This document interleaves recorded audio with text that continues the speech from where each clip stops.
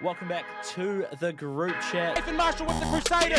Scott Robinson. Scott Robinson. Close. Rep straight off. Conor McGregor, Israel Adesanya, John Jones, GSP, Anderson Silva. Welcome back to the group chat, to our Tuesday show. So Phil, of course, going to be breaking down everything going on from the weekend of sport. And there's actually a lot happening midweek too, including the Black Caps versus West Indies, with the first ball just being bowled about 10 minutes ago. And the third ball of the game, Conway nicks off to second slip. So not the greatest start for the BCs in their first test of their World Test Championship campaign. But if we're siding with what Ross Taylor was saying last week, 3-0 to the Black Caps. But after losing the toss, getting put into bat, the Windies already come in from $7 to $5 to win this first test. So the ball is moving around a lot. Yeah. Is that a donut? It was. Second ball for Conway. Latham first ball. Leg buys down to fine leg. Conway sees one and then just hangs his bat out. Nicks off. Lights are on in Christchurch. It seems like a bit of an overcast day. Perfect bowling conditions. 12 mils of grass on the wicket. Ideal bowling conditions, really. So, of course, we've got the Ashes as well, starting on Thursday, Brisbane. More donuts to come. Day-night test, so we got the pink ball, and Steve Smith is wearing black eye, or eye black, I think they call it. Black eye. Steve Smith has a black eye. Steve Smith, black eye, you know, it all fucking comes and goes, but he's wearing it under there in the training sessions, so it helps him pick the ball up better. Channeling the NFL. Yeah. Come out with the diamond chain as well. Steve Smith, the wide receiver. Get the grill in, big fat chain on. Jeez. Running some routes. He's all over the show at the moment. He's like standing at the end of the crease, practicing his putting.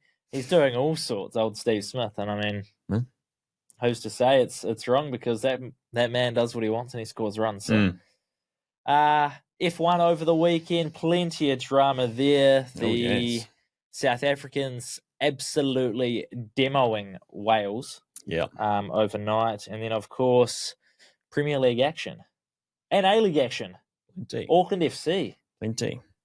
And the Knicks. Swap results almost. Yeah. Auckland losing at home in torrential rain by the looks of things. And then the Knicks scabbing a good win at home against one of the better teams in the league, Adelaide United. Yeah. We've got the Kiwi Derby this weekend, so heating up. That's going to make things interesting. Yeah. What did you get into over the weekend? A lot of walking. A lot of sunshine, a lot of Christmas markets. Not too much sport. I watched a bit of the Knicks. Watched a bit of the rugby highlights, obviously, the Springboks Wales Cricket School. Didn't get up for that one with the team changes and everything. But, yeah, Auckland FC losing to bottom of the table. Yeah. Well, then was bottom of the table, Newcastle Jets. Puddles all over the pitch. Ball not moving. Yeah, it makes the second derby certainly interesting. Knicks wanting to avoid a clean sweep, obviously, so spicy. Well, we thought the match at home a couple of weeks back would have been the best chance for the Knicks to get a win. Both and it was. Fresh off a new season, obviously coming up against 9 men, which is out of their control, but that at home is your best chance to win. Now heading up to Mount Smart to play them this weekend. Knicks have just won. Auckland FC have just lost. Is this now their best chance for Wellington to get a win? Second best chance. Second. So you still think the home game? Absolutely. Double red card. You're at home. They conceded a very early goal. They then bounced back to equalise. It was yours for the taking. Yes, Auckland FC scored again around 30th minute, but the double red card. No excuses. That was your best opportunity. Even a draw, man, but it didn't happen. So this is the second best opportunity with Auckland FC losing at home to bottom of the table. Wellington picking up a good win. Don't want to lose this one, otherwise that's the derby written off again for another season. Yeah, it will be, and very early on, because we 7 weeks into the A-League? Yeah. And 7 weeks in, you've already lost the derby series, best of 3. Down the drain. Hopefully the Knicks can provide a competitive game. We'll be there on the Saturday, which will be a bit of fun. Hopefully we get some drier weather than what was shown, because like you said, puddles all over the field. It honestly looked like you're playing on some 5th division turf out in the WAP somewhere in the middle of winter. Because that ball was not moving. Landfill. Absolute landfill. Crazy. Let's get into this F1 then. It's exactly what people want to see. Coming down to the last race, we have a 3-way in Abu Dhabi. Lando in the box seat, Max on fire, and Piastri fighting for the championship, but fighting his team as well for some results. He had such a good weekend. The only driver to win in Qatar in the sprints, taking it on into the actual race. And it's just a repeat of what's happened in the previous years. Piastri wins the sprint, Verstappen wins the race. Piastri wins the sprint, Verstappen wins the race. What happens this year? Piastri wins the sprint, Verstappen wins the race. And it all comes down to this final race under the lights in Abu Dhabi. You catching any of this F1 drama? I think we'll have to stay up for this one. Don't usually, but it's certainly worked out for Formula One and all the drama. Hasn't worked out for McLaren at all. Trying very hard to throw it away. And it's allowed Verstappen to sneak back into the mix and potentially steal a win. But a lot of things have to work out. Even for Piastri, there's a lot of things that has to go his way for him to have even a shot at that. Basically needs Verstappen and Norris to not even get podium. But so what? I think Verstappen needs to win and Norris not to get podium in order to win. And then I think there's a lot. It's so complicated, the different ways. Bottom line is, if Lando wins, he wins. Yeah, pretty much. But then for the other two to win, there are so many different variables, right? I don't know if it's that many. I'm pretty sure it's just Verstappen needs to win and needs to make sure Norris doesn't get podium. And that's why that 4th place was so significant, and Antonelli, whatever he did, allowing Norris to get 4th. Because if that didn't happen, Norris even coming 3rd wouldn't have been good enough this weekend. So it's really sort of spiced up the storylines. Allowing Lando through.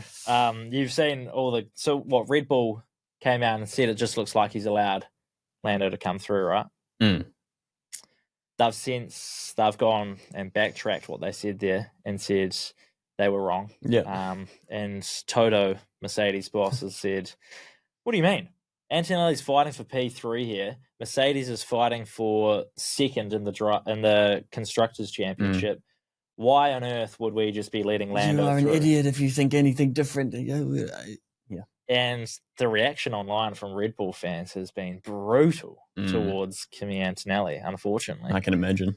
But hopefully, with Red Bull taking the comments back, just simmers everyone down a bit and being like, actually, we were wrong. But that is poor form from Red Bull to go out and make those comments, knowing full well what's going to come. Well, that's what it did look like initially. It did, obviously, he had made a mistake, but at the time, it's like, he's just kind of pulled off to the side, veered off to the side. But I mean, if you're defending him for 5 or 6 laps prior to that, why wait till then to give it to him? But it didn't look great at the time. No, it definitely didn't. So what? Lando leads by 12 points. So he wins, it's game over. Max wins. Lando, needs to miss the podium. And I think what happens if Piastri wins? Both Verstappen and Norris need to miss the podium. Yep, for him to win. Right. So there's a lot of things that need to fall into pocket for him. Most likely, Verstappen and Norris. Verstappen winning, McLaren making another mistake, Norris finishing 4th or 5th. They're just not doing themselves any favors. Or Norris and McLaren sort it out. They sort out their strategy. They pit when everyone else is pitting. Why are they trying to be different? Yeah. Everyone's pitting, and McLaren are the only cars that stay out, and the strategy gone. Well, it was a massive risk, certainly for the championship and even the race itself.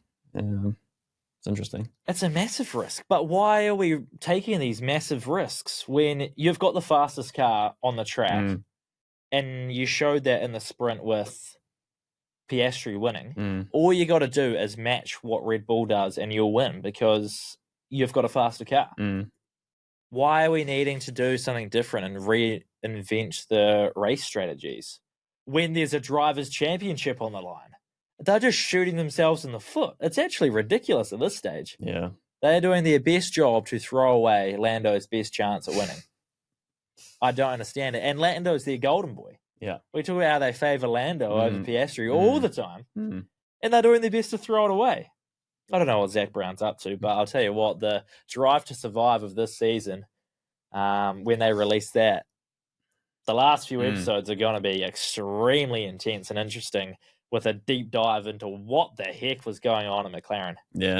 I'm sure it's just confusion and a lack of, I don't know, just a deciding factor maybe. You've hummed and hard too long and you're like, oh, well, might as well keep them out now. And then what did they say when they tried to defend it when sort of Norris questioned them? He's like, well, surely we should have pitted, right? If the car's still out, everyone else is pitted. And they're like, yeah, they've lost like all... flexibility, flexibility. Yeah, all flexibility for the rest of the race. Massive gamble. And it didn't pay off. I'll tell you what, though, if they do somehow hang on and Lando Norris wins the Drivers' Championship, they've already got the Constructors' Championship, then all will be forgiven, but it'll stay the same as that. They have made this way harder than it should have been. Yeah. If they lose... it is a lack of experience. They're never going to get a driver to win the championship under Zach Brown. I think they're going to have to move on from him, and that's what's going to be coming McLaren's way. Yeah. If Max wins his, 5th Drivers' Championship in a row? Damn. Something ridiculous, but yeah. Liam Lawson, seemingly retaining his spot at the Racing Bulls for next year, which is good to see. Top 10 again, got some points. Yeah. It's kind of playing out similar to last season where he found some form at the back end in the last couple races and doing enough to get a seat, obviously earning Red Bull promotion last year. Finish above Sonoda. It's all good stuff. Yeah, so he's doing well. Hopefully this time he can carry the form into the following season rather than having to build again. Hadja seems to be getting the Red Bull spot to become Verstappen's teammate, and Sonoda will hit the bench.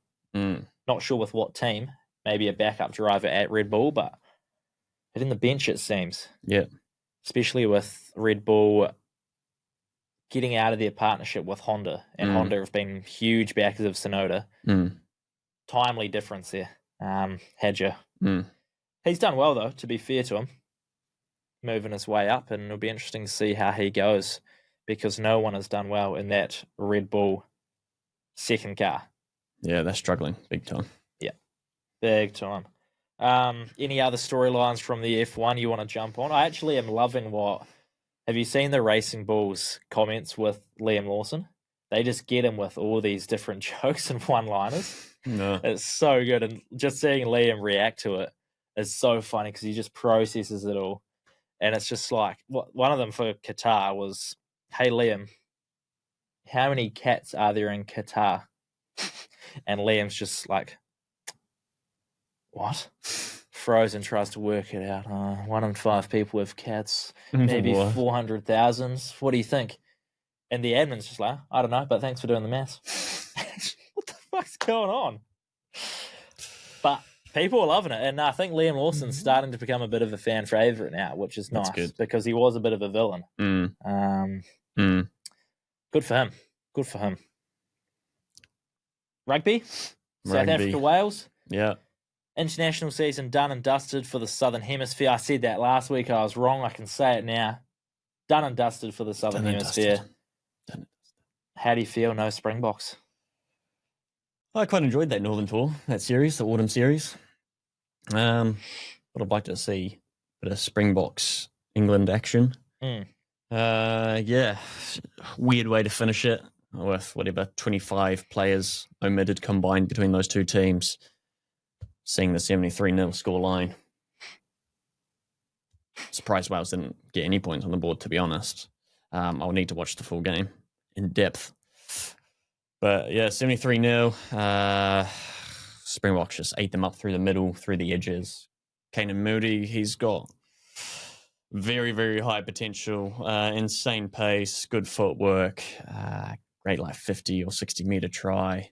Willemse doing his thing. Fine, Sasha FM probably had the easiest game of his career in the Springboks jersey. He could just cut them up, run through them. It was almost like a bit of training running around for him. It just looked too easy. 73-0, and then the eye gouge. Big Eben. Right at the end of the game too. Yeah. Man. It looked nasty too, but I didn't actually see. I saw a photo of what the Welsh player did in the ruck. Yeah. But what actually happened there? Well, there's comments and enhanced photos of him getting a fist in his eye or face and then getting an elbow afterwards at the bottom of the ruck. But regardless, it really turned into a UFC eye poke contest. Oh, yeah. It just doesn't look good either way you put it, and it's just, you can't be doing that. You can't be losing your head when you're 73-0 up and you're getting a red card. It's just such a bad look, man. And how many test matches has he played for South Africa? A lot. A lot. A lot. And he is a leader and one of the most experienced international rugby players. Hey, they must have said something to him to rile him up. Well, that. Because it was almost breaking up and the ref was running over and then it kicked off again. He must be something else there. 141 caps, regardless. You can't be losing your head like that. And it looked deep. It looked like it was like Tom Aspinall, Cyril Garn, eye poke challenge. And it was his thumb in there too, and you can work the thumb. Yeah. You can really work that in there. Obviously, it can always look worse than what it is, but regardless, shouldn't be doing that. Nah. Shouldn't even be close to doing that. Oh, I'd love to know. Grab him at the collar and punch his throat or something. Don't be looking for an eye poke. Jeepers. Yeah, that's so dirty. Regardless of what's happened or may not have happened at the bottom of a ruck, it just doesn't look good. Tell you what, not that I was around to see it, but I reckon the 80s and 90s, so much more was going on the bottom of a ruck than just an axe, like something in the eye. There's studs flying, there's definitely elbows, there's punches, everything going on. Yeah. And they just get up, get on with it. Etzebeth looks like he'd be one of those guys that, it's rugby. That's what happens in the ruck. But I reckon something was said to him for him to blow up like that. He got proper stuck in. Just when it looked like, all right, ref's coming over to break it up, and then it kicked off again. It's like, okay.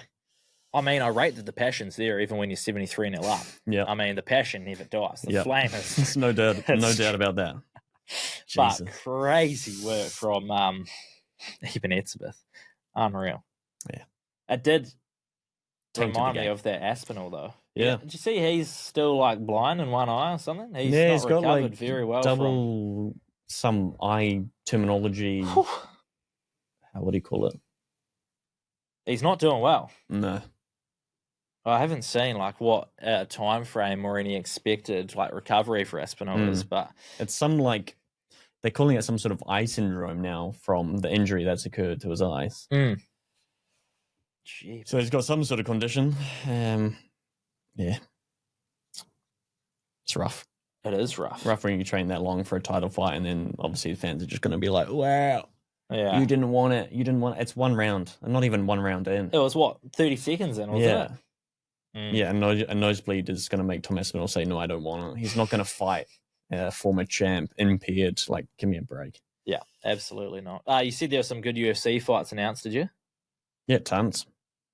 Questionable, but good. UFC 324, Gaethje, Pimlet. That's for the interim bout with Ilia Topuria taking a break from fighting, personal reasons, quote unquote. Harrison versus Nunes, O'Malley versus Yadong versus Maidong, Allen versus Silva, Cortez Acosta versus Derek Lewis. There was a bunch named Volkanovski. Nice. Back in the mix, not for 324, but I think it was 325 maybe. Yeah. Volkanovski versus Lopez too. So it was, big dispatch.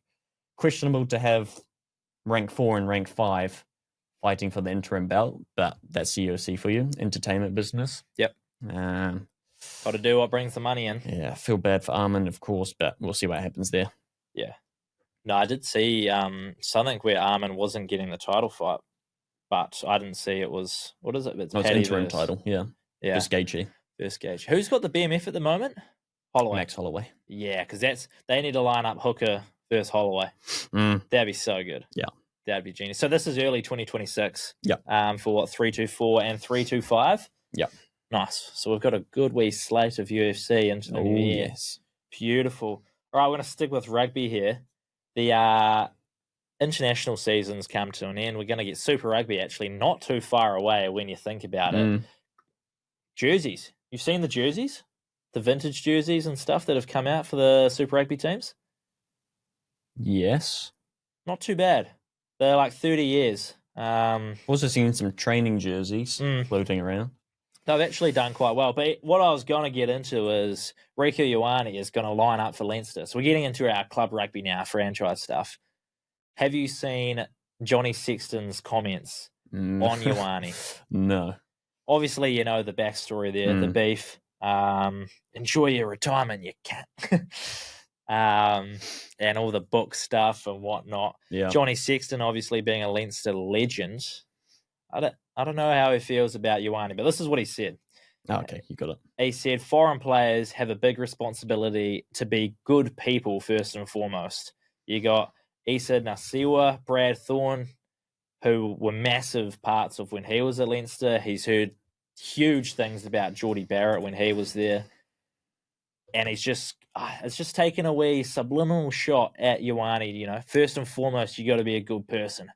I'm not too involved with Leinster at the moment, but just good people is what we want around the club, and a huge responsibility. So, Ioane, I guess he's come out and he said that he wants to win the Irish fans over. He kind of likes the position he's in, where it's confrontational. You know, not everyone likes it. He likes being a bit of a villain, but he wants to try and be a huge impact at Leinster. But mate, what do you make of that? Shouldn't everyone just be wanting to be good people? I don't know why specifically foreign people. Obviously, it's a dig at Ioane, but it's a weird one. Yeah, bit of introspective needed there too. I mean, you got people like Tom Curry, in the English side. You got some British fellas that aren't the most humble or sportsman-like characters in the game. It's a weird one, but obviously, fair enough. That dig's going to continue. I don't know. Yeah, I don't know what to say about it. I'd have to read up on it. It's weird. It is weird. And it's unsettled beef, is what it feels like. I don't know whether this was too outlandish to think, but Rico goes to Leinster. Johnny Sexton's a club legend at Leinster. You settle your differences, and then you both are on the same path, wanting the best for the club. And I know it happens in cricket all the time. Your enemies when you're facing each other internationally, but there's so much franchise cricket now. You actually play a lot of cricket with your opposition in the end, and you actually end up being quite good mates, and you have these relationships. I thought maybe there's a chance that they actually form a relationship while he's over there, but clearly not, because I don't think Johnny Sexton wants a piece of it at all. Well, and that shows more on him as well. It's weird to make a comment like that and say, well, but I've got nothing to do with Leinster, so it's not my decision, it's not my call. Like, what are you up to? Yeah, it's pretty crazy. And that's also to suggest that, certain people, certain foreign players, quote unquote, are not good people. It's weird. He's got a big responsibility, Rico. But I've got nothing to do with it. I'm not connected anyway. However, All right. Yeah. Mate. So if you were connected, you wouldn't have Ioane there. Sure, you've got beef. Yeah, exactly. So anyway, it'll be interesting to follow that storyline throughout the season. It might mean I tune into some more Leinster games and, just read up and stay informed on the whole Johnny Sexton, Rico Ioane saga as it continues, because it really never dies, to be honest, since 2019 World Cup. 6 years on. Come on, fellas. Keep it going. Lads.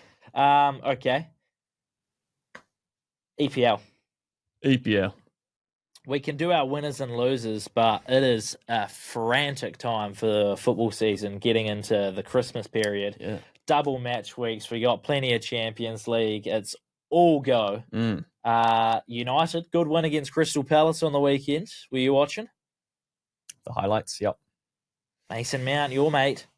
Mate, great goal. Huge dub. Disgusting finish. Xerxes scoring again. Nice to see. Also, tight edge, good finish. Almost looked like it was going to go near post and then went underneath Henderson's left arm and then into the other corner. Yep. Clean turn. Obviously 1-0 down after the penalty. Good to get the double in the second half. Nice finish from Mason Mount in trying to end that number 7 curse, so that's always positive. And more importantly, ending Crystal Palace's 12-game unbeaten home streak. True. So massive, obviously, to go over to Selhurst Park and get that done. Yep. And then the round finished off with a huge battle at the bridge. Chelsea, Arsenal. 1-1 that game ended. And Ideal it's good for result. the league. Good for the league. Good for the league. Not so much for Gunners supporters in the Arsenal, but I'll tell you what, you go... Over a half of the red card? Yeah, I mean, you still... Yeah. You kind of want to get a little bit more attacking opportunities. Marino's goal was really the only threat they kind of posed. Yeah. Otherwise, it was just playing around and didn't really make the most of Chelsea being down to 10 men. And it's one of the only times Chelsea have gone down to 10 men and not ended up losing a game. Yeah. But that kind of shows where they're at in terms of the team, and they're deservingly in the top 4. I think that's at third, 1 point behind City now. But they do seemingly be the biggest challenge for Arsenal this year. But when you look at Arsenal, their away games that they've got for the rest of the season, there's maybe 2 or 3 big ones. Every Premier League game's a big one, but there's maybe 2 or 3 big games that you look at those and you circle them on the calendar. Otherwise, they're at home, and Arsenal have been exceptional at home. They'll get some players back, and hopefully they just keep on rolling. Absolutely. Do you have a winners and losers? I do. For this week. I just wanted to look at your lineup because we talked about Marino starting, but I think he's been up front the last couple of games at least. Well, certainly in the Champions League, I think he was. Yep. He's actually absolute wildcard. Love that guy. He's being such a solid number 9 at the moment, and Saka delivers a pinpoint ball. Get your noggin on it, son. But he actually offers so much up there. Yeah. And I've been reading up articles, listening to things, and plenty of pundits out there reckon he could be the solution for Arsenal's number 9 issues. Genuinely. Play him up there more. Also, good for Chelsea to go down a man and then score the first goal. Get at least a draw with a man down. London derby at home. It's big. Yeah. Stepping up big. You see what Enzo did to... Who was it? Madueke. Yeah. Ex-Chelsea. A little bit of passion there. I like it. That's good. It was nothing hostile, really. It's just win a good challenge. Winning good challenge. And then just flexing over him. It was him and... Which one from a derby anyway? Who else was it? It was someone else with Enzo. Maybe Kukura standing over Madueke while he was on the ground. Good, solid challenge. No malice to it. And, just a bit of passion. Yeah. It sounds like coming out of the changing rooms. Oh, also, Reece James, absolutely quality. He was immense. Yeah. And I've got him down as one of my winners for the match week, actually, because... Playing in the midfield, too. Yeah, and he's made Team of the Week. So you're looking on BBC Sport. You've got... he's just in, like, every single Team of the Week. But they got to put him at right back because there's other good midfielders. Yeah. But he was genuinely... the difference in that game, just his work rate on off the ball, defensively on attack. That was kind of the blueprint of what you need someone to be able to slow Arsenal down. Yeah. And when he's fit and healthy, English fans have got to be stoked for the World Cup. Yeah. Because he was massive. Yeah. Absolutely huge. So he was one of my winners. It's weird to put him at right back, though, because the reason he had such a big game, arguably, was because he's in the midfield. Yeah. Anyway. Obviously, so Man United beating that 12-game unbeaten home streak at Selhurst Park. Mason Mount's goal was good, but Newcastle, with a pretty weak away record, getting a 4-1 win over Everton. Thank you very much. Bit of payback for that game against United the week prior. Good little dink by Walter Maide over Pickford. Really upset him. Another winner, Dewsbury Hall's first touch actually in the same game. Very clean. I don't know if you saw it. Brought it down, spun, kick. Bosh. It was good. Bosh. And unfortunately, Liverpool winning, but Isak scoring his first Prem goal for Liverpool, finally on the mark. So that's good for him on a personal note. Yeah, nice. I had Liverpool in there as winners as well because obviously you got to take any little bit of success that comes your way when the state they're in. Yep. And they're absolutely doing that. But more importantly is the question now begs, life without Salah, are they better off without him? Because he was not in the team. They go away to West Ham and win 2-0. They actually play some decent football. Does Slot not need Salah in his team? Gakpo scores and assists. And the follow-up to that is life without Salah a good thing? Obviously, you can't deny his class. He's been such a good player for such a long time. Yeah. Is the team just moving on from him, or can they work out a way where he does fit into a winning scheme under Slot? And I'm going to say it is a win, but I'm not sure if it's a win in the long run, whether without Salah is good or not. Well, it was against West Ham, so let's hold fire. So in the short term, absolutely it's a win, and life without Salah is great. Your expensive striker finally scored. Finally. What is that? That's 150 million per goal at the moment. That's value. Absolutely value for money. But it's West Ham, so let's just wait and see.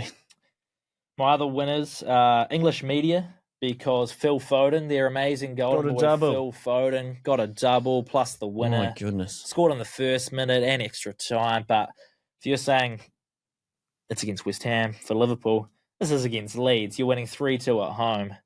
Come on. But almost threw it away. The English media are winners on this occasion because they get to talk more about their golden boy. Phil Foden. Reece James, another Chelsea one, though. Have you heard the new Etzebeth chant?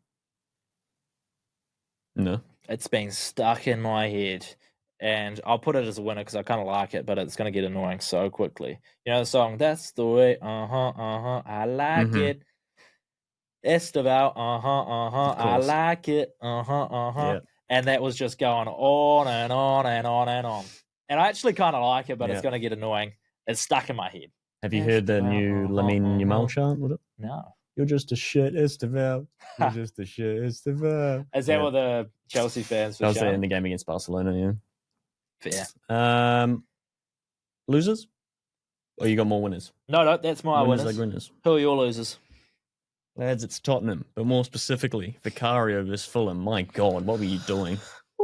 Running it all the way to the sideline after coming out of your box. Just kick it out, reset. No, he's trying to upskill their forwards, and then he passes it straight to Fulham, and then great finish from the sideline. Nice little curler from Wilson or whoever it was. Yeah, struck that nicely. And then he's like looking at his defense, like, "What are you doing? What are you doing?" Like, bro. And he even got booed by his own fans. That's when you know you fucked up. You can't blame your defense there. That's all you. That is 100% all him. Massive brain explosion. It's just, what a shambles. I love that you put that in there because I had it too. And there are some comments online about it. He said, it was bad. This is what Vicario said. We didn't expect, of course, to concede 2 goals after 6-7 minutes. And of course, the online's just gone 6-7, 6-7. And they've gone, guess it's fitting because we're a meme that makes no fucking sense now too. Absolutely. Yeah. He came out, he said, everything is a mountain to climb. Tottenham's fans' response, calm down, Sir Edmund Hillary. You say a mountain, we say 11 goals in a week and a keeper who panics like a cat in a bathtub. And that is genuinely what he was doing over in the corner. Wow. Panicking like a cat in a bathtub. Yeah. I grabbed some other ones because these were just making me laugh. Thomas Frank, I'm proud of the team and we all know we'll turn it around. Turn it around like a hearse turning into a cemetery. Oh.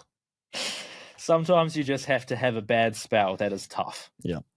Ange had a spell. Yours is a fucking curse. Oh, yeah.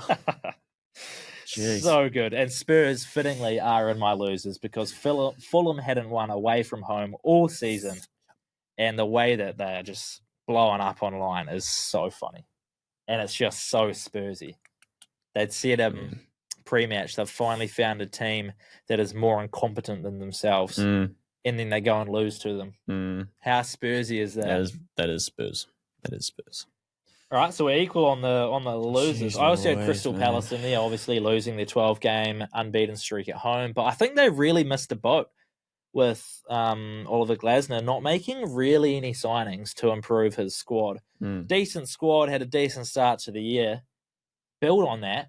But it was, I don't know what it was, whether it was a lack of money, they didn't know who they wanted, didn't really have a plan, or just arrogance that the team that they had was good enough to go a full 38-game season and stay competing. But I think they missed the boat on getting some extra players in just to help strengthen what they already had there. Now they're starting to pay the price a little bit.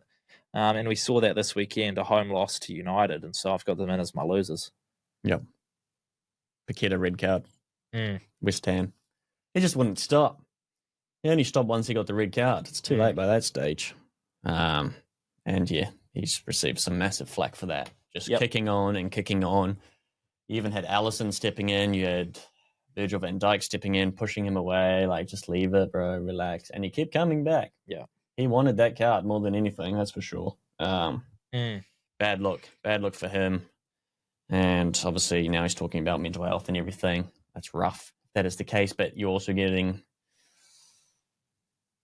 at least, I want to say, 150,000 per week for West Ham. I'll look up his salary, but if you can't afford counselling, I think that's based. A week. It's based on his 2-year kind of battle with that spot fixing that he was kind of in, and his history there, which was he was cleared of, but still that kind of lives with you. And I feel like he said something he wasn't able to talk to a psychologist. I don't know the reasons why. But you definitely got to be talking to someone if you are saying it's like a mental health thing. And it's just weird if you're in that situation, the red card, then you stop. I feel like if you're having an explosive moment, a coloured card isn't going to make you stop. You're going to continue. But he got the red card and he started like clapping and he started walking away. I don't know.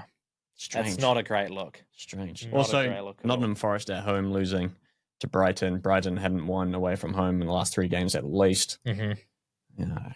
Nottingham Forest, obviously, after an impressive 3-0 win over Liverpool, go and do that. Yeah. Real bipolar scenes from Nottingham. Yeah. Real bipolar. Yeah. Okay, so that's our winners and losers for, what is it, match week 13. There's another loser. Oh, you got another one? Max Brosma. Yeah. Big time loser.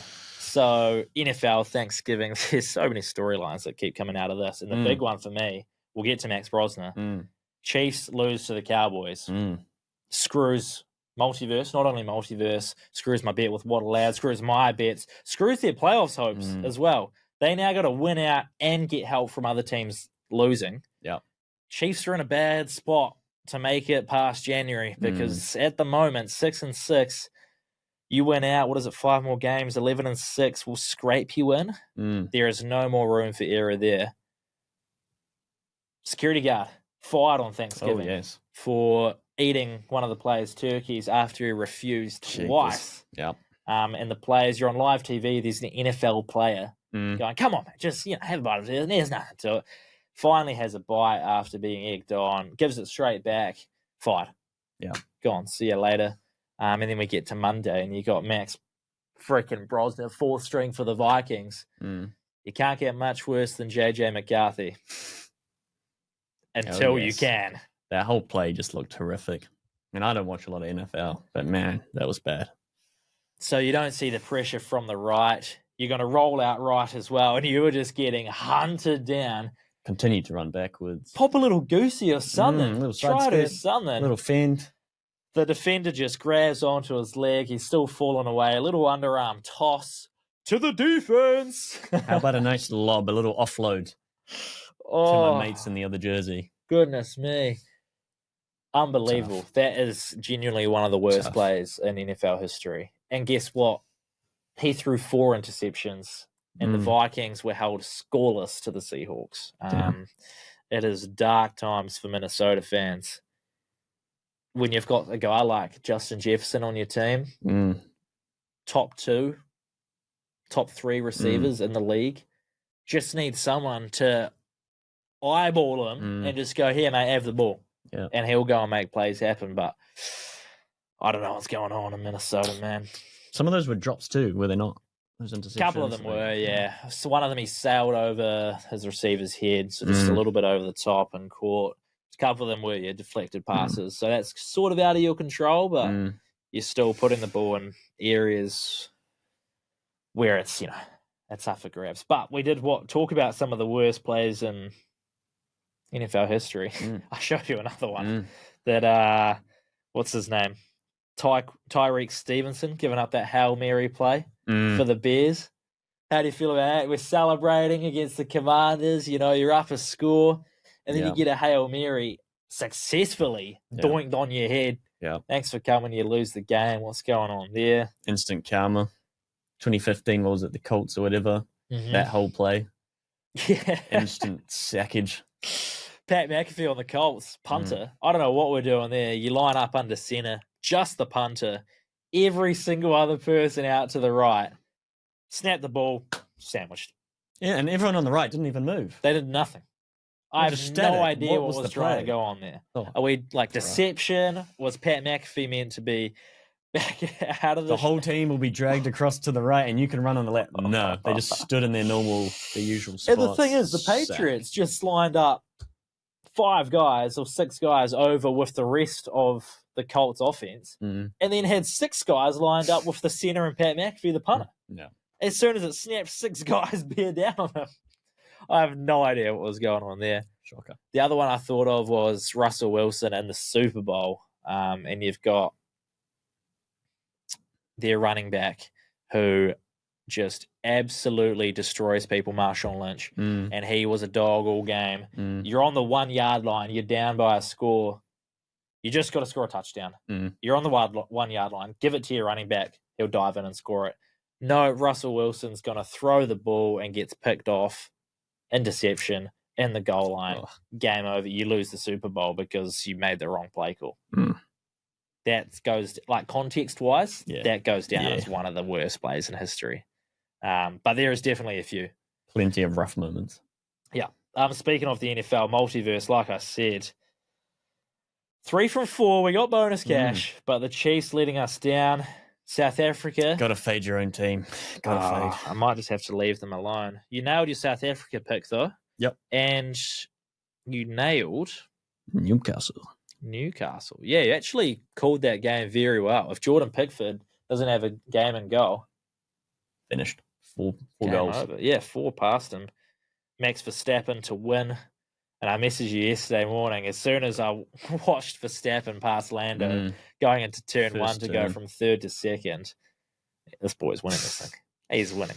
He's just hungry. Yeah. He can't do anything about a man on a mission. Took a little bit of help from McLaren, but got the job done. Yep. Super boosts. Both teams to score in the Chelsea-Arsenal game. Nice. Tick. Auckland FC, despite the loss, did score in the first half. Yep. Tick that off too. So a good weekend punting-wise. And we got some bonus cash. Tell you what, I saw a comment on the Facebook on the multiverse. I don't know if you've seen it. No. Phil, bang on with the clapping emoji. Bang. Charlie, rubbish as usual. Right. And I was like, what are we doing here? We've been rubbish the last couple of weeks. We've been absolutely rubbish. We go 3 from 4. Yeah. I think he must have watched and just based it off the first leg because nothing else had happened yet. Chiefs had lost, so Multi's gone. Yeah. But, come on. Chiefs. Come on. Pat Mahomes lost the Super Boost too. Bastard. 275 Yeah, passing got yards. like 260 or 263 something. I saw. They just needed the ball back. I think it was about 3 minutes to go. Need the ball back, go drive down, kick a field goal, overtime. Couldn't make a stop. Cowboys just needed 1 or 2 first downs and they win the game. That's what they did. Winning formation. Thanks for coming. Chiefs get the ball back there. Pat Mahomes 100% clears the Super Boost because he needed 11 more yards. They drive down the field, kick a field goal, and then they win in overtime. And Kansas fans are all up in arms about, we're making the playoffs again, we're going to win the Super Bowl. Nope. Doesn't take much. It absolutely doesn't. Do you have any other good bets over the weekend? Went 5 from 6 on my Premier League multi. Nice. What was your losing one? On Nottingham Forest or draw. It was like $1.50, and it was the last leg. Had Aston Villa there to win. Man City, Man United, whatever. Arsenal, both teams to score. Following the Super Boost. It was a whole thing. What was it? Brentford to win. And just draw. Nottingham Forest, you're at home. You've just won 3-0 against Liverpool. 2-0 lost to Brighton. And Brighton can do it. Thought about cashing out there. I was just like, nah, I'm sticking with it. It's $1.50. Unfortunate. Typical. 5 Good, from though. 6. UFC this weekend. Bounce back. Yeah, and UFC. there is Premier League on tomorrow on Thursday as well. It's non-stop. It actually does not stop. A-League, all sorts. Yeah, we'll be right back into it on Thursday, so make sure you tune in then when we do our previews for the weekend. Thanks for listening, and we will catch you then.